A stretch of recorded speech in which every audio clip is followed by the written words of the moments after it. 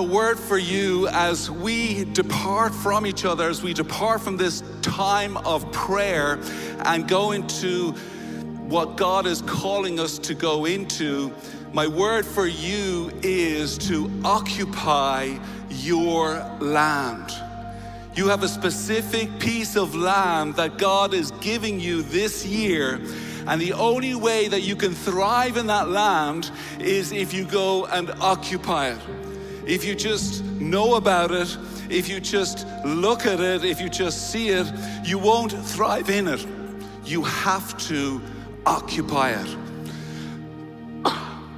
Excuse me. So over the next couple of minutes, I want to give you 3 points, 3 steps of how you can occupy your land, and 3 prayer prompts that you can take with you into this time of prayer. And then at the very end, I want to pray a prayer of blessing over your life and over what God has in store for you. The first point is you need to focus on the land that God is giving you. When Abraham parted from Lot and was looking out at the land, God said to Abraham, lift up your eyes and look and see the land that I am giving you. My question for you is, what are you focusing on this year? God wants you to focus on the things that He's been talking to you about in the last 21 days. You've been praying, you've been listening, you've maybe heard a word, you've maybe had a picture, maybe somebody has spoken something over you. Maybe He's been talking to you about a relationship or about a certain area in your business, something that you need to build or do.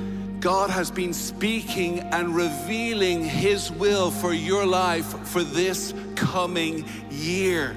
And you get to be a part of that by focusing on that land which He's giving you. Your enemy also wants to take your focus away. He wants to distract you, and he wants you to focus on other things. As soon as you leave these times of prayer, as soon as you start to get back into your year, he's going to want you to focus on your past mistakes. He's going to want you to focus on the sin in your life. He's going to want you to focus on maybe a broken relationship or hurt, or maybe it's just getting ahead of everybody else, keeping up with the Joneses. Whatever that is, he wants to distract you. Just as Jesus was about to step into his purpose, he was about to come and occupy the land that God had prepared for him, Satan took him out into the desert and led him up to a high mountain and said, lift up your eyes and see the different kingdoms of the world. If you would just bow down to me, then I'm going to give you these kingdoms. Your enemy wants to distract you from what God has in store for you. So my first prayer prompt is, out of all the times of prayer that you've had and God speaking to you and revealing a Bible verse to you, what is one thing that you feel God is calling you to focus on? Write that down. If you're not taking notes, get your phone out and start taking notes, and think about what is the one thing that God is calling you to focus on. In the very next verse in Genesis chapter 13, God says to Abraham, now I want you to arise and I want you to walk in the land. I want you to walk the breadth, the width, the depth of the land. I want you to explore the land. The second point is, you need to show up in the land that God is giving you. It's not enough just to see what God has in store, but he also wants you to start walking, to start showing up.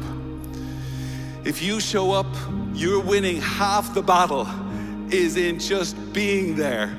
I remember Brian and Danielle, who showed up to Next Steps class one Sunday morning.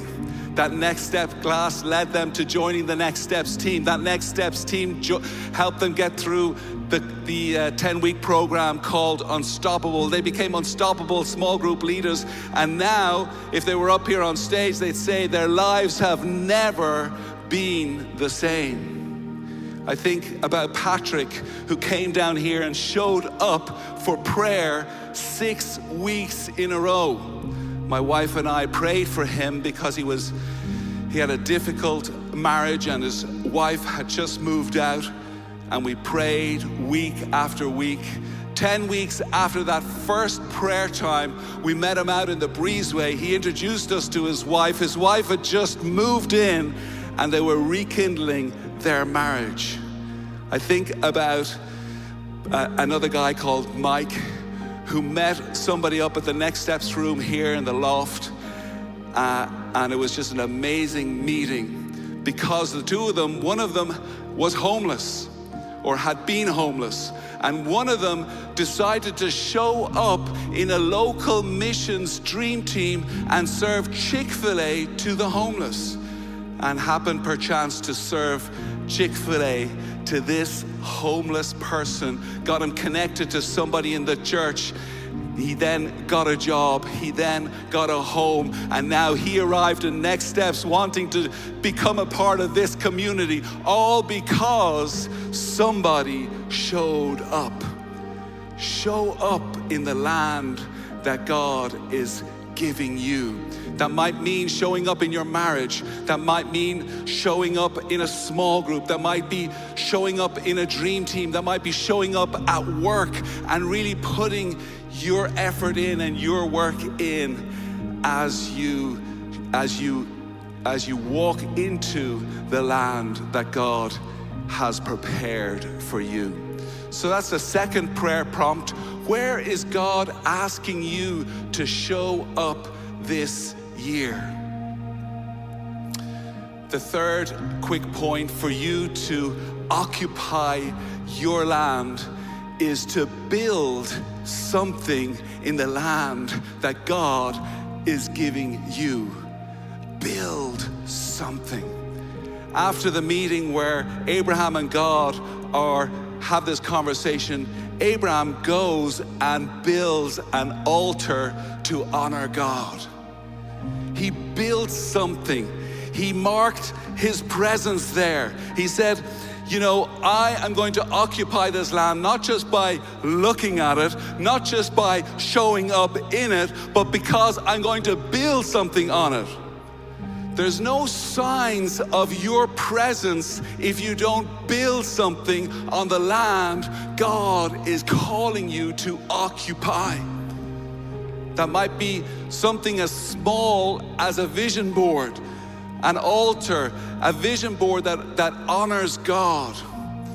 If you build something, there'll be a sign of your presence.